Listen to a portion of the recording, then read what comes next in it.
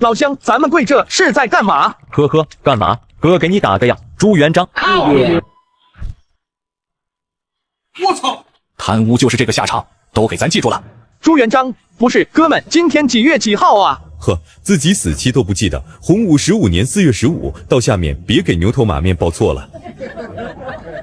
洪武15年。下一个虾仁贪墨5两纹银，行刑。慢着，我有要事上奏皇帝。虾仁大声喊道：“可惜这里喊冤的人太多了，身旁监斩的锦衣卫甚至头都没扭一下。”皇太孙身染天花，我有办法治，我有办法。听到这，周围不少锦衣卫都猛地扭过头来。你失心疯了吧？你不会以为这样就能活命吧？要是办不成，陛下会让你知道，死也是一种享受。这里很多人都听到了，你可以不上报，但你最好期待皇帝永远不知道这件事，不然你知道他的手段。且慢行刑，我先禀报陛下，再行处置。怎么回事？为何还有一人尚未行刑？陛下，犯官虾仁说是有办法医治皇孙之疾，臣不敢擅自处置。什么？他真有办法？朱雄因月余前感染天花，被太医判了死刑。那一刻，老朱家天都塌了。陛下，他自己是这么说的。毛相，给咱把他带回宫去候着。遵旨。罪臣虾仁拜见陛下。给他说说吧。陛下，从古至今确实未有天花确切治疗之法，痊愈者全凭天意，实非臣等无能。那现在有人言辞凿凿说他能治天花，你怎么说？必然是此人居心叵测，其罪当诛。皇孙患病月余，太医束手无策，还说是不治之症。现在有人说他能治，这不把太医们往火坑里推？臣有一股法，可将天花染于小牛身上，待畜牛染病后，割开痘创，取毒敷于患者伤口，不日便能痊愈。荒谬！岂有此理！老夫数十年行医，从未听闻如此骇人听闻之事。可笑之极，请陛下诛杀此僚。哈哈哈！好，你好厉害！已经好久没人敢这么戏弄咱了。传朕旨意，下人欺君犯上，断无可恕，着一灭三族，以正视听。陛下，孙子死了还能生，那老婆呢？皇后娘娘也染了天花，恐有不测。朱元璋3令5申不让马皇后以身犯险，若是皇后染上天花，他们这些人全家都得死。陛下，不可能，皇后娘娘身子绝无异样，臣今天早上刚刚为皇后诊过脉。陛下，此贼口出狂言，他甚至没有见过皇后，怎么会知道皇后娘娘染病？对呀，你一直在诏狱之中，怎么可能知道皇后染病？居然咒咱家妹子，你怎么敢的？臣请陛下轻退左右，若是听完陛下还是不信，莫说夷三族，就是诸臣10族又何妨？虾仁的10族在朱元璋眼里比不上妹子的一根头发，可是他不敢赌。哼，出去。说吧，给朕说明白了。陛下，这件事或许您不会信，臣曾经在梦中被一仙人赐福，纵观未来600年，模糊记得后世600年之事，还曾在600年后生活过。哦，原来是这般。你是说你活了600年，然后又回到了本朝？差不多是这样。岂有此理！你以为朕可欺否？陛下，臣有凭证。说。听说韩国公的弟弟李存义曾经规劝韩国公李善长伙同胡惟庸谋反，韩国公闻言曾说：“吾老矣，汝等自为之。”诸侯，你是如何知道的？是谁告诉你的？陛下，知道此事的人除了李善长、李存义和陛下，其他人不是都已经被灭口了吗？这件事是陛下晚年自己记录在史册上的。洪武13年，胡惟庸案发，朱元璋逼问到底李善长有没有参与。李善长虽然没有答应胡惟庸，却也没有检举对方。出乎意料的是，朱元璋并没有对李善长动手，甚至赦免了李存义。难道他真的是后世所来之人？臣此来不仅是为了救皇孙，更有一桩大事要做。何事？陛下，史书有载，皇帝长孙朱雄英洪武15年5月初1薨逝，同年8月孝慈皇后马氏病逝。大胆放肆，乱臣贼子！陛下，事实就是事实，不会有错。你不怕朕杀了你？陛下要杀我，那就是斩断大明国运。您尽可以杀了我，就相当于给皇后娘娘判死。您要赌吗？你是说杀你区区一个虾仁就是斩断大明国运？如果你以为这样就可以要挟朕，那你错了。皇后会死，朕也会死，但是大明会一代一代传承下去。是太子殿下仁慈宽厚，贤明远播，威传四方，日后必是一代圣主，大明一代更比一代盛。您说的对。可若是太子殿下英年早逝，陛下还敢同我赌吗？太子，不可能，庶子乱言。朕不想听你的风言风语了。为了给皇孙祈福，只诛你3族便是，滚吧！史书在洪武25年，皇太子朱标洵边归朝，染病不愈，病逝。陛下若是不信，尽可以寻人实验治愈天花的方子。陛下若是还不信，过不了多久，皇后娘娘恐怕就会发病。陛下如若再不信，臣请赴死。朱元璋平生第一次感觉到恐惧，那是一种遍体生寒的感觉。即便在尸山血海中，即便陈友谅大军兵临城下的时候，都未曾有过这种恐惧。来人，王景洪，将他带下去，在宫里找个地方好生看管起来，一切用度随他。他有任何闪失，你就不用来见朕了。奴婢遵旨。谢陛下天恩，臣告退。毛香。朕要知道他的一言一行，甚至一顿吃几粒米。是。还有一件事，你亲自去办。亲自。朱元璋，你不能杀我！朱雄英不日将会死于天花，只有我能治。居然咒咱的大孙朱九族！哼，陛下，孙子死了还能生，那老婆呢？马皇后也染了天花。你不可能，不可能！妹子呢？都是骗咱的，那个虾仁在骗咱。陛下，娘娘懿旨，无论如何不能让陛下进去。放肆！你们敢拦咱？您就是杀了臣，臣也不敢让陛下冒险。天花，妹子真的如同那个虾仁所说，染上了天花？岂不是说妹子只有几个月可以活？父皇，母后已经染疾，您不能再以身犯险了。毛香，给咱把虾仁喊来，咱要见他。父皇怎么能听信这等小人之言？父皇，陛下可是信了臣的话？此等妖人若是活着，后患无穷。告诉朕，太子后来得的是什么病？如何预防？如何诊治？朕赦你无罪，回家读书去吧。哼，陛下忘了吗？臣可是从后世来的，没有人比臣更了解您了。你还怕朕骗你不成？陛下，即便救了太子，您就不想知道这大明江山传承如何吗？你这么说来，咱倒是很感兴趣。你倒是说说，史书上是怎样说咱的？1000年之后，大明新居如何？陛下可称得上8个字：日月重开，再造华夏。北击元廷，南平朱蛮，废丞相，集皇帝之权，功绩卓著，开创华夏新朝，比肩秦皇汉武。朕以为你还算是个有胆量了，现在看来也是个为了活命卑躬屈膝的儒生。只可惜陛下虽然一代圣主，却也做了很多错事。哼，朕是天子，天子不会错。是人就会犯错，比如陛下滥杀功臣，株连官员，刚愎雄猜，以致后来大明国难之时，竟无一武勋猛将救国救主。放屁！朕什么时候滥杀武勋了？你以为朕是刘邦？为了后世之君坐稳皇位，陛下自然要清除骄兵悍将。彪儿他哪用得着？朱元璋的厉声戛然而止，脑海之中回荡着之前虾人之言。洪武25年，太子朱标崩逝，一切都连起来。陛下还要我继续说吗？彪儿自幼就由咱亲自教导，常于军旅，熟悉国事，即便是最为骄横的蓝玉等人，也不敢在彪儿面前放肆。可若是彪儿不在了，谁还能镇得住他们？就算你说的对，可那又如何？朕还有的是时间教导新帝，你想以此威胁朕，绝不可能。这就是问题所在。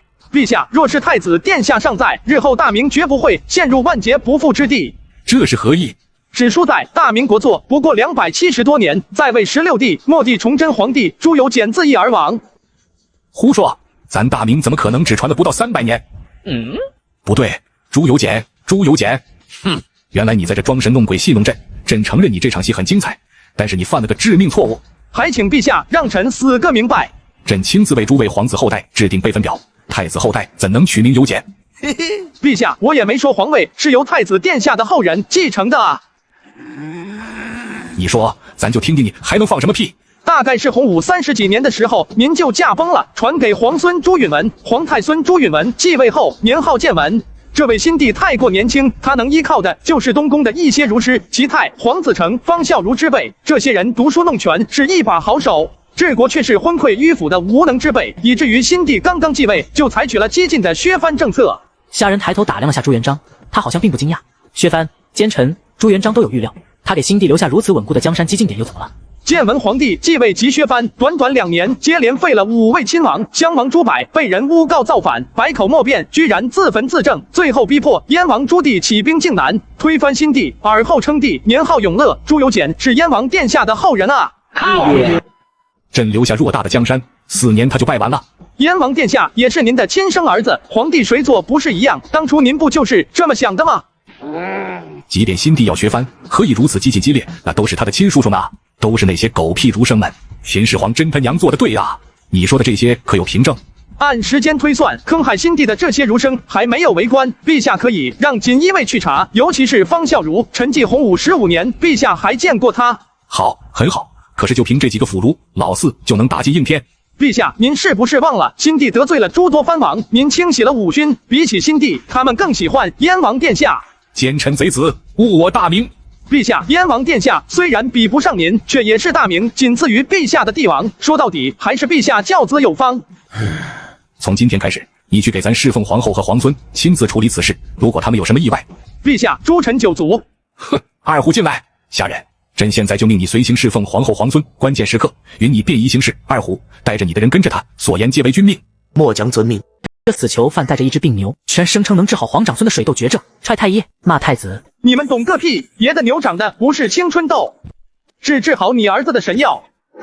微臣虾仁拜见太子殿下。你就是那个虾仁。诸位殿下，这位虾大人本是一位死囚，前几日向陛下进言，取牛痘治疗天花之法，以求活命。牛痘之疾加上人本身的天花之毒，岂不是毒上加毒？这不是毒害母后吗？放肆！这个妖人是谁说给陛下的？你给我出去！虾仁，你请回吧，皇后自有太医伺候。殿下，陛下有指命虾仁全权负责照顾皇后娘娘和皇孙殿下，还允他便衣行事之权。什么？父皇怎么会下这样的旨意？确实如此。太子爷，您看。哼，太子殿下，您应该劝劝陛下才是，怎么能听这种小人的话？这是害了皇后娘娘啊！汝是何人？哼，吾乃太医院院守赵奇峰。赵大人乃是我大明国手，当今请您上走。好胆，劳烦二虎将军重复一遍陛下圣旨。圣旨，命侠大人随行侍奉皇后皇孙，关键时刻允其便衣行事，所言皆为君命。你2次3番阻挠本官为皇后娘娘诊治，你是何居心？二虎，此乃何罪？违抗圣旨者，赦。我不是有意为之。赵奇峰，今天若非太子殿下在此，本官定不轻饶。若再敢阻挠，本官必取耳向上人头。臣不敢，臣有罪，臣有罪。殿下可否允臣进殿为皇后娘娘诊治？你这般威风，何必问孤？殿下和陛下父子一体，臣岂敢擅权，不守人臣之礼？这家伙收放自如，怎么也不像个18、19岁的年轻官员。太子殿下，殿下，皇孙快要不行了，您快去看看吧。早上还好好的，怎么可能？殿下，雄鹰他……殿下，行与不行暂且不论，让臣进去看看吧。正好利用这个蠢货的法子送走家里的丧门星。虾先生，拜托了，劳烦公公告知毛大人，可以将货物带来。货物？什么货物？4、5月份的天气，房间里不仅关得严严实实的，还放了2盆炭火，虾人都醉了。撤去炭火，将窗户都开个小缝。天花本来就会让患者呼吸困难，这是巴不得朱雄鹰早死2天了。朱雄鹰躺在床上，面色苍白，毫无血色，浑身都是痘疮、水泡，有的地方甚至已经溃烂。这么严重，只能放手一搏了。来了，货物来了。牛毛香，这是怎么回事？殿下，这是陛下的吩咐，这些头牛均已染上痘疮，随时可以许之用药。父皇怎能如此糊涂？怎么能相信这种谬言？殿下，末将亲眼看着几位天花病患经过此法，病情确实好转不少。大哥，不能看着母后和雄鹰就这么耗着了。殿下，不如就试一试吧。对，就是这样折腾着，我就不信朱雄鹰还能挺过来。若再不为皇孙医治，恐大罗神仙难救。毛指挥使，你去禀告陛下，我即刻为皇孙接种。是。虾人派人取来小刀，牵牛、消毒、取痘，一直忙碌了半个时辰。看着面色苍白、依旧昏迷不醒的朱雄鹰，只能祈祷他挺过这一关了。快2个时辰了，陛下从未有过如此迟到的时候。你没听说皇后娘娘也病了吗？陛下现在哪有心思上朝？终于1刻钟后，朱元璋姗姗来迟。不过对于朝臣所奏之事，也是兴味索然。陛下，仅因为指挥使毛香急着求见陛下。快宣！毛香快步上殿，传达虾人的意思，再不治疗，孙子就没了。毛香，你把话说清楚，到底怎么治疗皇孙？毛香只得说出虾人的治疗之法，这下子别说长帽了，就是文臣也不能坐视不理了。陛下是在身犯国法，却不敢受死，还妄想谋害皇室皇后，臣请圣旨将此贼立刻五马分尸。对，陛下绝不能相信奸人之言，否则悔之莫及啊！那个狗东西在哪？我现在就去砍了这个祸患。放肆！你去给朕砍一个看看。陛下，皇孙可是咱的亲外甥了，我妹妹走得早。他不光是你长毛的外甥，还是朕的孙子。这件事朕自有决断。陛下，臣以为陛下身为君主，应当国事为先，还有本奏。说吧。臣想向陛下举荐一位才俊，此人品行端正，师从宋濂，名为方孝孺。方孝孺，你说的叫什么？虾仁用牛痘接种之法为皇孙治疗天花，起初并无不妥，可是到了晚上，皇孙突发高热，水泡、脓泡加重，在床上喊疼。贼子，我杀了你！虾仁啊虾仁，你还真是不负本宫所望啊！殿下何至于此啊？你还敢在这里装傻充梦？雄鹰高热不退，眼看就要一命呜呼，在你害了母后之前，姑先除了你这祸害。殿下放心，我以身家性命担保，我的法子绝对有效。说，到底是谁指使你谋害母后和雄鹰的？又是如何蒙蔽圣听？不然今天谁都救不了你。是朕让他去的，你是不是要连朕一起砍了？是朕让他去的，你是不是要连朕一起砍了？父皇听信谗言，听信方士，是想和秦始皇一般吗？你说咱是暴君，那咱就是了。此人妖言惑众，我早晚必杀之。现在父皇不让我杀，将来我也要给雄鹰报仇。别拉我，太子爷，您就别跟皇上犟了，都滚出去！直到此刻，朱元璋脸上的怒火才消失不见，看着朱标离去的方向，反而露出一抹笑意。太子殿下，真像陛下啊！即便你没办法治疗天花，朕也会留你一条命。可是现在朕的孙子危在旦夕，你是想死吗？皇孙殿下只是正常的反应，我想要不了多久就会好转的。你以为朕还会相信你？等死吧你！朱元璋转身离开，他要让虾仁时刻恐惧，在死亡之间徘徊，让虾仁知道他能依靠的只有自己这个皇帝，这样虾仁才会忠心。切！你们老朱家指定脑子都有点毛病，人死卵朝天，不死万万年。睡觉。告诉这几位大人，事成之后，太子这边他们放心，我不会亏待他们的。郑国公常茂想冲进宫砍死虾仁，太医们集体上奏，不少客到言官也是跃跃欲试。可以说，满朝上下除了朱元璋，所有人都要虾仁死。陛下，陈都察院右都御史康祖辉有本上奏。陛下，陈户部侍郎郭桓有本上奏。末将常茂有本上奏。陈礼部侍郎秦恩。诸位爱卿当真是上下一心啊！陛下，此贼谋害皇孙，还想谋害皇后，当诛九族。文臣武将万众一心，这也就是蓝玉和沐英在外征战，否则这两人真敢顶着圣旨弄死虾仁。眼看皇孙命不久矣，陛下，新太子妃在天之灵如何瞑目啊？退朝！我操，这帮孙子太不是人了吧，跟自己一个芝麻小官过不去。让你小子拿我当仆役使唤，好死！虾大人，你慢慢吃，这饭菜没毒。我倒是希望有毒，至少毛大人能陪在下一起走，路上也有个伴。哼！虾大人，不少老臣都在贵贱，我看你也吃不了几顿了。就凭他们还杀不了我。一连2日，不少贵贱的老儒都昏死在奉天殿前，京城满城风雨，朝野上下一片震惊，可谓民怨沸腾。吕氏甚至已经带着太子宫的众人开始置办丧事了。陛下，大喜啊，大喜！现在还能有什么喜事？云南打完了，皇孙已经醒过来了，还要吃饭。太医说孩子的脉象大为好转，身上的痘疮已经结痂了，不日便可痊愈啊！什么？快，咱要去看看大孙。陛下当真是可喜可贺啊！届时陛下降下圣旨，传播天花治疗之法，将来天下何人不感我王恩德？足以可见天降祥瑞雨，我大明啊！你这是像咱邀功？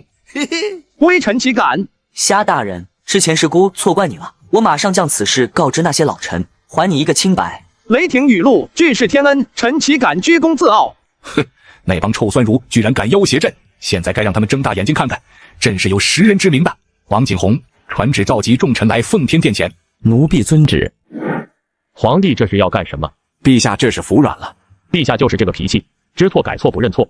这次一定要狠狠惩处那个虾仁，满朝忠臣还杀不了他。国公，你怎么心事重重呢？听着，你们几个待会都把嘴闭上，不准说话。这是为何？国公，他可是害了皇孙，您亲外甥啊！待会你们就知道了。父皇他们毕竟是为了雄鹰，您能不能从轻处置？这么多人，就这么众口一词，你敢说没有人聚众联络？你们不是要朕杀了他，朕给你们带来了。陛下，臣等不是挟私报复，而是此贼危害江山社稷，实在可恨。是啊，陛下，老臣请奏，诛杀此贼。正好，太子也来了，你和他们说吧。诸位，皇孙病情已经大为好转，褪去高热，已然苏醒，状态尚佳，想来不日便可痊愈。这不可能，天花乃绝症，怎么可能？怎么，赵大人不希望皇孙痊愈，还是说不希望皇后娘娘度过这一劫？不是，陛下，臣不是。群臣百态皆纳入朱元璋眼中，一股由心而生的舒爽让朱元璋痛快不已，看着虾仁都顺眼不少。陛下光复华夏，乃天命所归。而今皇后染病，皇孙病重，家某因福元得仙人传授仙方医治天花，实乃陛下之德，感天动地。哈哈，这马屁拍得真舒服。现在尔等还有何话可说？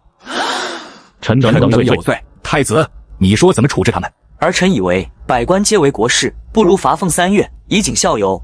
太医院院守赵奇峰嫉贤妒能，革职下狱，其余人等依太子所言。神清气爽的朱元璋回到奉天殿，坐在龙椅上，偌大的宫殿单独留下了虾仁。大胆虾仁，按照本朝律法，贪污食粮所犯何罪？依照大明律法，杖20，罢官免职。陛下要是不开心，当以死罪论处。哼，罢了，朕也就不追究了。不过公是公，过是过，朕不赏也不罚算了。那微臣现在怎么办？臣可是把满朝文武都得罪了，总不能一直住在宫里吧？臣好歹也立了功，陛下不赏点什么给微臣？要不咱把王景洪的位置给你？陛下，臣3代单传，母亲在天之灵还等着我传宗接代呢。既然你是从后世来的，那你做过什么？见过什么？臣算是后世的匠人吧。匠人？你糊弄鬼呢？匠人低贱，你一个匠人懂这么多东西？臣想去工部研制火器，臣就擅长这个。就这，区火器，岂不浪费你这大财？你不觉得委屈？陛下可别小看这区火器，陛下随便拨给臣10几万贯作为研制费用，有了它就是保我大明江山万年的第一步。呵，10几万贯，你知道兵账局上上下下的火器匠人1年才多少俸禄？再说了，奇技淫巧岂是正道？我看你啊，以后就在翰林院任个修撰，以备朕咨询就是了。陛下可知道，后世火器之力空前绝伦。朕看你是在诏狱里呆疯了，好好的翰林院不去，反而去工部。这样吧，之前给陛下讲述历史，陛下恐怕听得不尽兴，我再为陛下讲述一段吧。这咱倒是有兴趣。听你说，老四还算贤明，朱高炽虚怀纳谏，我大明代代明君如何能亡？陛下，臣再说怕您对我动手。胡说，朕乃天子。洪熙元年，继位当年，朱高炽驾崩，传位皇太孙朱瞻基死了。太孙继位后，虽然励精图治，年轻有为，但是根据史书记载，宣宗朱瞻基年不过40，驾崩。年不到60，因病驾崩；年不到40，又死一个，难不成我大明皇帝皆是命不久矣吗？朕挺得住，你继续说吧。要说咱大明下一位皇帝，可谓是流芳百世，1000年之后也是有口皆碑、众人皆知的人物。咱大明君主都这么厉害，陛下怎么如此相信这个虾仁？治好了皇长孙，这还不够，真是皇帝不急太监急。对，孽畜，还有脸回来？你不死外面，尽给咱丢脸！废物，废物啊！大明战神瓦剌留学生教门天子的传奇人物朱祁镇，听得朱元璋是气血上涌，满脸通红，恨不得提刀直接给老四家的老大剁了以绝后患。陛下放宽心，往后的闹心事还多着呢。自己这是造了什么孽啊？此事过后，大明元气大伤，精髓折损殆尽。幸亏当时的兵部尚书于谦整治兵备，京师这才免于沦陷。对了，听说他祖父还在今朝工部为官，应该很好查证。姓于，朕知道了。我大明还有忠良啊。后来呢？瓦剌人主动放回了朱祁镇，其中的缘由，陛下肯定明白。坐山观虎斗，好毒的计策。经过一系列的争斗，朱祁镇重新坐上皇位，而于谦自然就因为当初之事含冤遇害。朱元璋感觉自己想杀人，想把老四剁了，才能解自己心头之恨。那你凭什么说研发你的火器就能保证这种事不会发生？回禀陛下，后世火器射程威力皆是现今的数倍，而且换弹简单快捷，1000人击溃1万大军，绝非吹嘘。陛下且想，有了如此火器，即便皇帝如何昏庸，我大明江山也不是一族可以插手的。您说呢？数倍，1000抵1万，你敢耍朕？臣不敢，臣愿立军令状，陛下只需付出区10几万贯钱，就能击溃北元，保我大明江山万年，何乐而不为呢？听完虾仁的话，朱元璋低眉沉思，想想朱祁镇，造，必须砸锅卖铁都得造。好，就依你所言，朕就封你为工部主事，择日上任。谢陛下。你还想咋？陛下，臣囊中羞涩，住哪啊？如果可以的话，臣希望大典3进怎么样？当然，如果陛下能再赏点金银珠宝什么的，臣也不嫌弃，臣穷怕了啊！你给朕滚！老朱还是很讲义气的嘛，谁说老朱苛刻的？胡说！虾大人，陛下口谕。还有旨意。陛下口谕，既然你想要享受享受，朕就赐你一座大宅子，10名宫女，20名杂役，你就自己养活他们吧。按照大明律，贪污60贯以上枭首示众，剥皮充草，你好自为之。朱重八。虾仁迈不进了自家宅子， 5名侍女和10几名杂役站得整整齐齐的。拜见老爷。太难听了，以后叫我公子就是了。你们谁是府里管事的？公子是我。这宅子以前是何人的啊？这可大大超出了我这个6品官的规格了。公子还是不要多问了好。哦，难不成还有什么忌讳不成？算起来，上一位大人已经满2岁了。不行，堂堂21世纪有为青年，不能栽在钱身上，得先搞个启动资金。哼，老朱你抠门是吧？别怪小爷了。娘娘听说虾大人治好了皇孙，今天气色都好多了。娘娘安康，那就是我等的福分。娘娘估计再有2日，便可为娘娘种豆了。倒是难为你能想出这种法子，陛下没有厚赐你，你也不要埋怨。他这人我知道，这是爱护你。臣岂敢？娘娘，臣不要其他赏赐，能不能请您帮点忙？说吧，只要不干政，我都答应你。能不能借臣点钱？臣家里都揭不开锅了。玉儿，你去让内务府给虾大人拿1000贯10匹绸缎10坛贡酒送到府上，我这也没什么好东西。谢娘娘，你朱重八要看我笑话，我看马皇后出手，你能把我怎么的？这个兔崽子肯定是故意的，事情都办妥了。回禀陛下，一切都已安排妥当，他身边的都是锦衣卫干练之人。从今天开始，虾人在府中的一言一行、一举一动都要汇编成册交上来。遵旨。1日早上，虾人特地起了大清，早到工部履职。他这位新来的工部主事坐在偏堂之中，竟然无人理会。下马威来得这么快啊！咱可不是面团捏的，谁想揉就揉。大人，请用茶。司郎大人说了，他现在正忙着呢，没空见您，请您静候。虾人端起茶碗，动作一顿，茶水是凉的。等多久？等到何时？那他老人家可没说，我琢磨着快则2、3的时辰，长则明日了。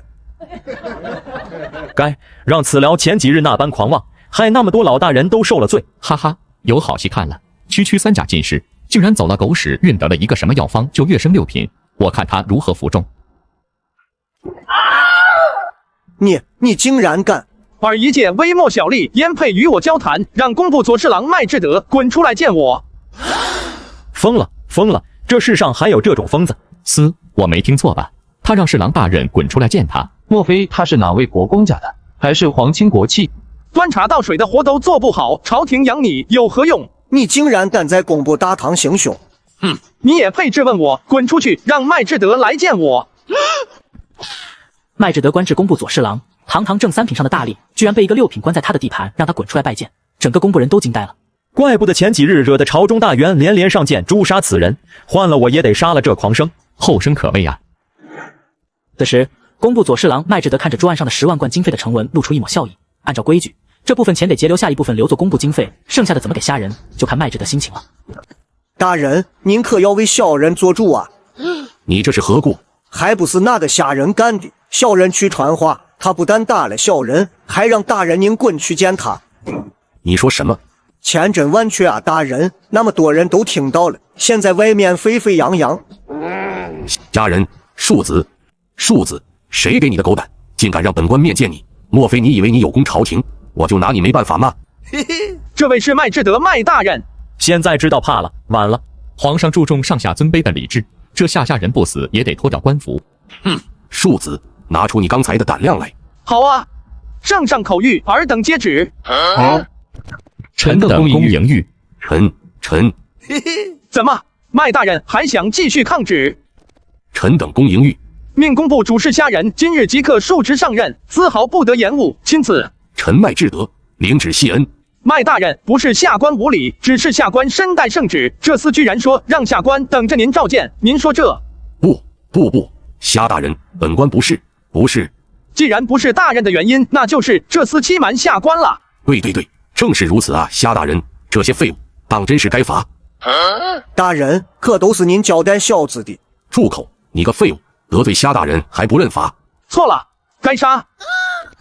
太狠了吧！寻常官员来这办差，被为难，所会都是家常便饭，吏部更甚之。可是虾人居然这么狠辣，宦海沉浮10数年的麦志德此刻同虾人对视，竟然产生了些许恐惧。你说呢，侍郎大人？是，该杀！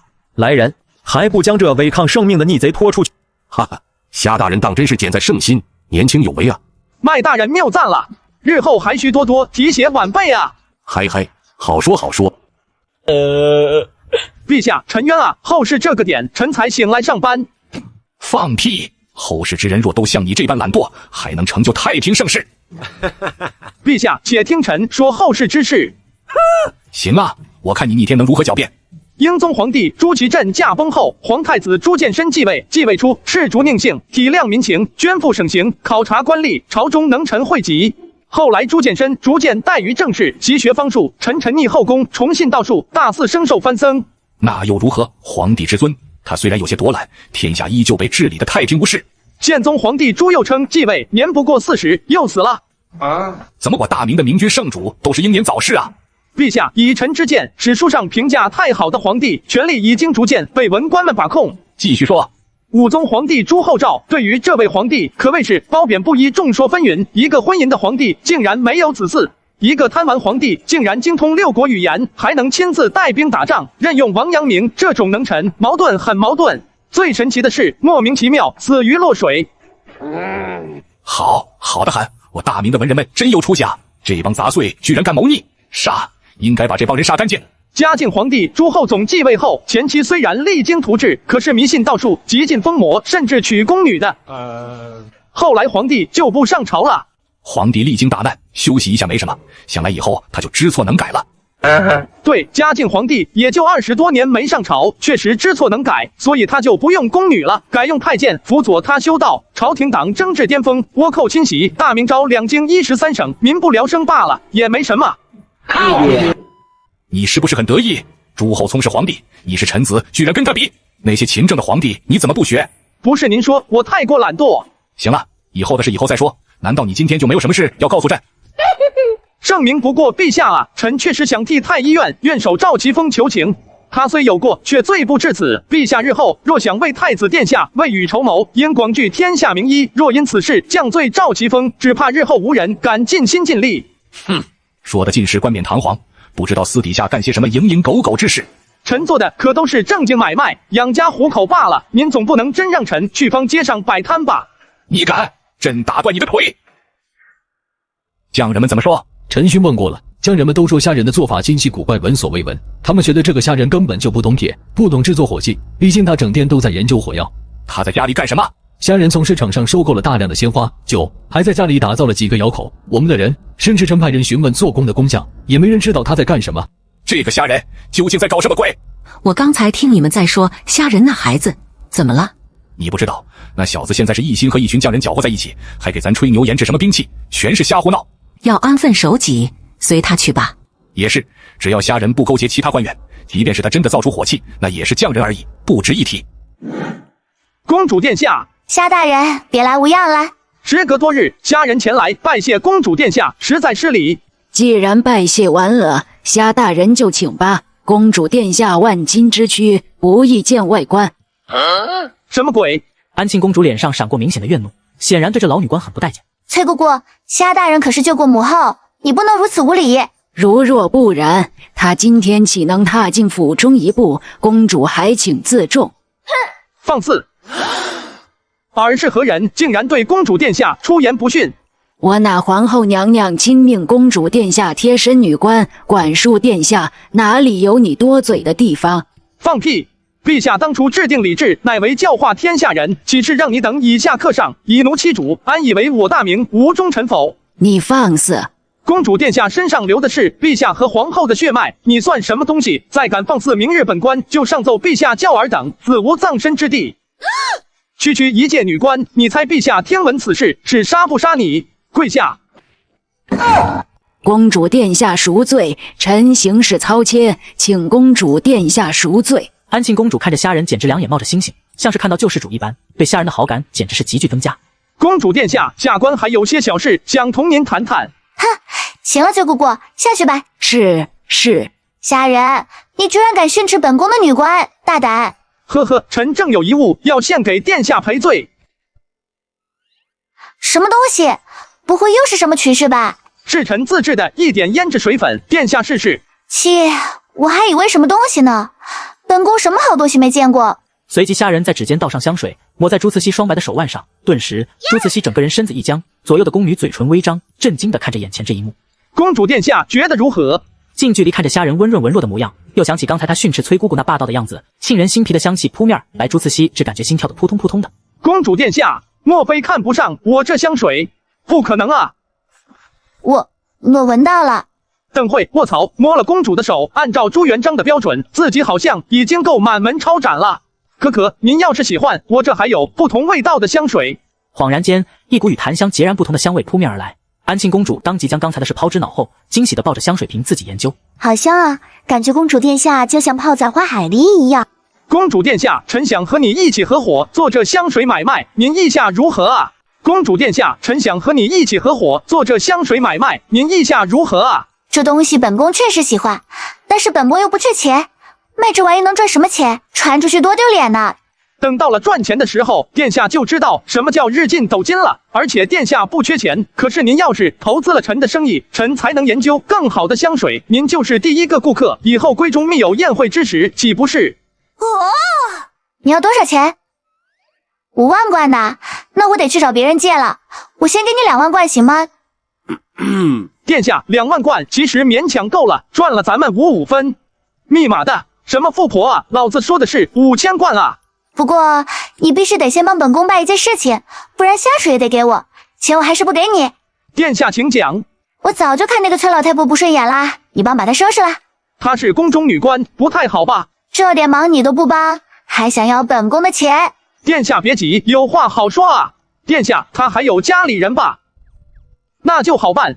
您不是认识许多淮西子弟的同辈人吗？这些年轻人就好打抱不平，说服别人，你让他们隔三差五。还能这样？那他要是找父皇母后告状怎么办？哼，区区一介女官，殿下就1哭2闹3上吊，说她是如何欺辱你的，懂吗？你可真是一肚子坏水。臣肚子里都是香水啊！臣拜见陛下，皇后娘娘。不必多礼，给虾大人赐座。臣不敢。这小子今天这么老实懂礼。臣也还没用饭呢。来人，给虾大人取双筷子。谢娘娘。你小子有什么正经事找咱？再来1碗。算了，臣来碗汤就是了。给虾大人盛饭，皇帝还不差饿兵呢。吃饱了没有？饱了。陛下，臣是来找皇后娘娘的，不是找您的。臣自制了些胭脂水粉，送给皇后娘娘用，您试试。一股花香扑面而来，马皇后惊讶地闻着身上的香水，好奇特的胭脂。你进宫就为了这点破事？我大明官员整天鼓捣胭脂水粉，说出去简直就是笑死人了。你能不能有点出息？陛下莫要小看这胭脂水粉，卖好了也是日进斗金。您扣了我1年多的俸禄，臣总得想办法养家糊口，不是？就这东西，你还日进斗金？重八，我倒是挺喜欢这个的，那就留下吧。合着你整天就在家里鼓捣这东西，你还是读书人吗？你还要点脸面吗？就是回家种地，也不能和商贾一般吧？就靠那点死工资，您还不让贪污，还让不让人活了？这东西金贵着呢，臣估摸着1个月怎么也能赚个几万贯吧？想钱想疯了，赚钱眼里了，还几万贯，大嘴巴子管够你要不要？好，你就做你的胭脂水粉生意去吧，朕不和你丢这个人。不过丑话说的在前面，规定时间你拿不出新式火器，朕把你脱光了挂在午门前供百官瞻仰。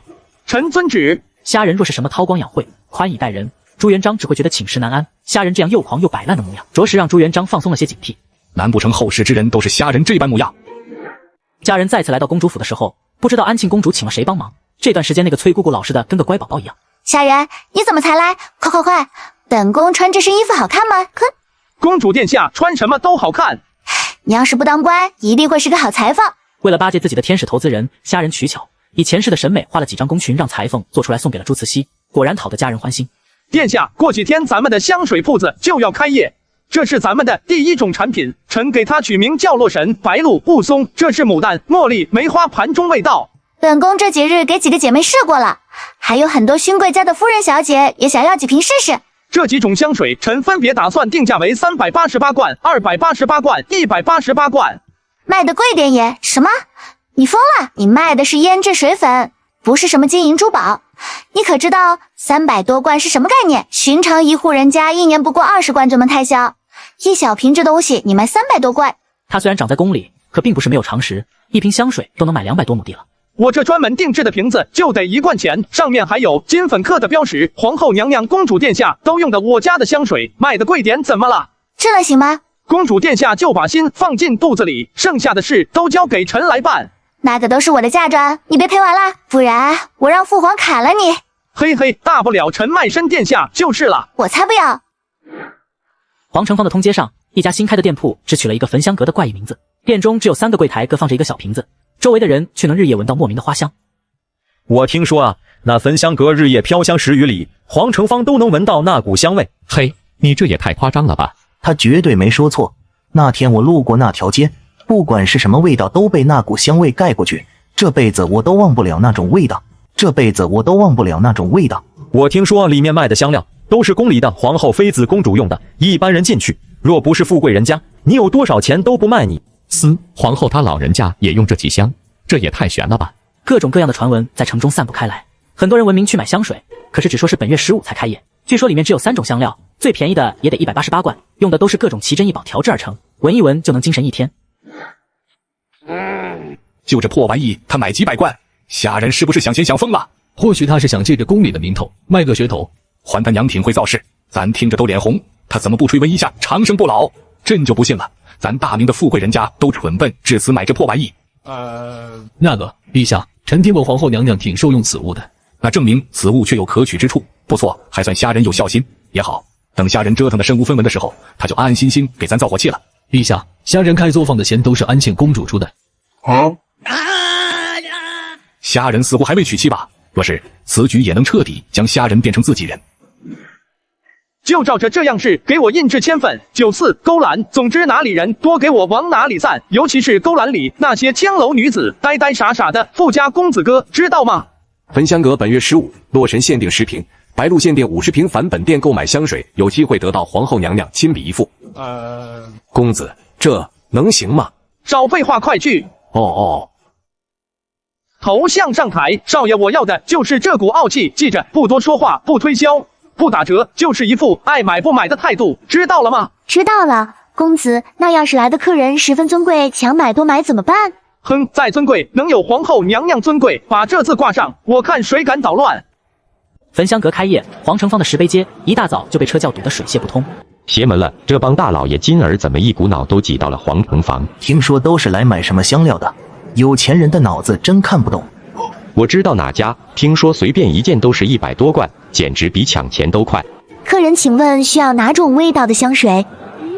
我还没闻过你家香水的味道的呢。皇后娘娘可都是用的我家香水，这还能有错？这位夫人，后面还有那么多客人，您到底买不买？快点，不要让开，给我来一样，来3瓶。哼，我要1瓶白鹿那个。短短1个时辰不到，200多瓶香水被一扫而空，后院的红袖随即让人关门闭店。你们这人怎么回事？我排了这么久的队，怎么关门了？就是，我有的是钱。不好意思各位，本店每日限时限量，如果还需要的话，请明日再来的吧。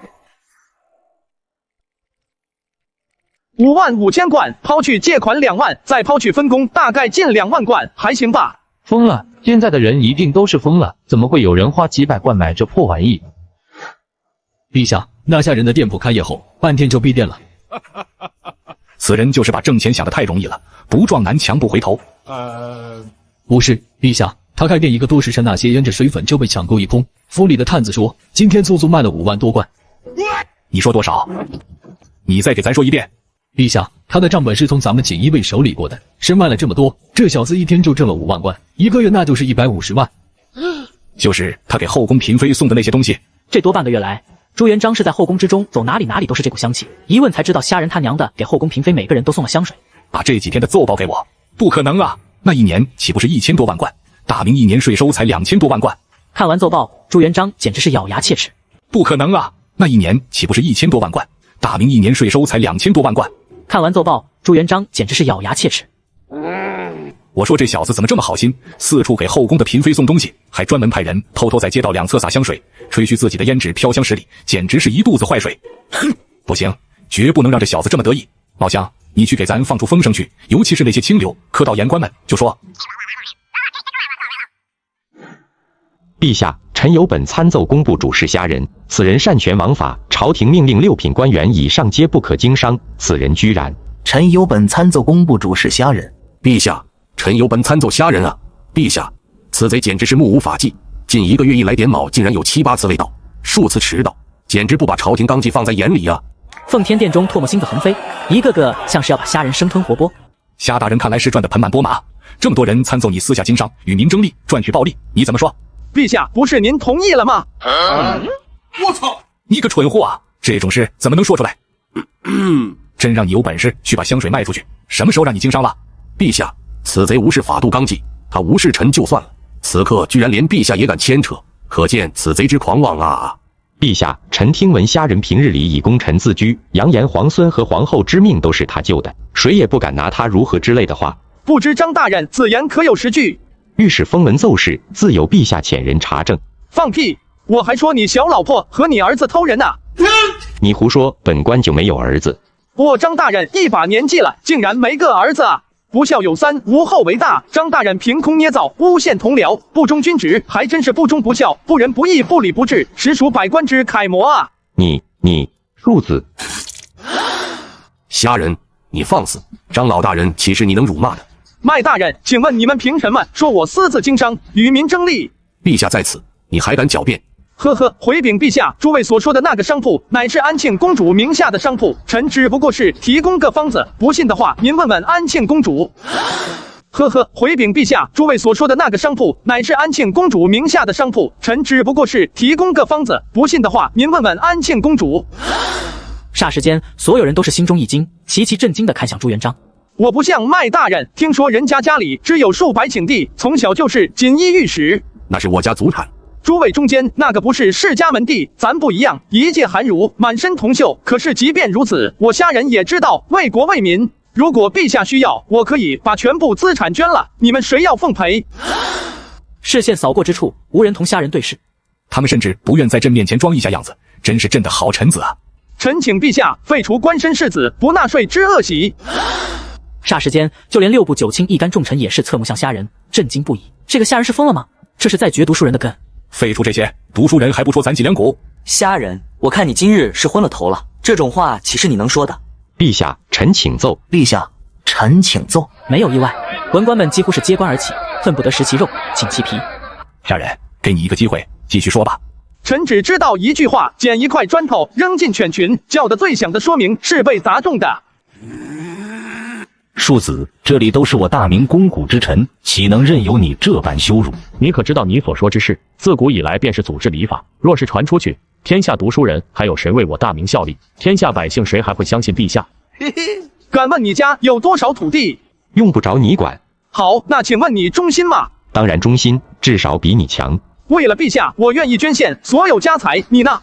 虾仁，你休要转移话题，忠不忠可不是你捐多少钱说了算。忠诚不绝对就是绝对不忠诚，这点是做不到。陛下能指望你们什么？你们有今天的一切，都是因为陛下的恩典，不是你们有本事。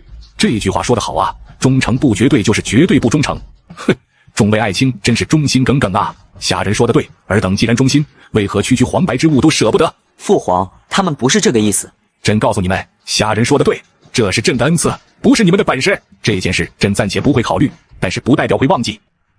是。公主殿下，臣来晚了。无妨，本宫许久都没这么开心过了。我为你介绍一下，这是我妹妹怀庆公主，这是我的好朋友魏国公家的小姐徐妙琴。原来是公主殿下和徐小姐，失礼了。公主快把你夸出花来了，我还以为你有什么不同的，原来和那些书呆子一样。好了好了，今天可是好日子，等会儿你们都用点力，真的好彩头。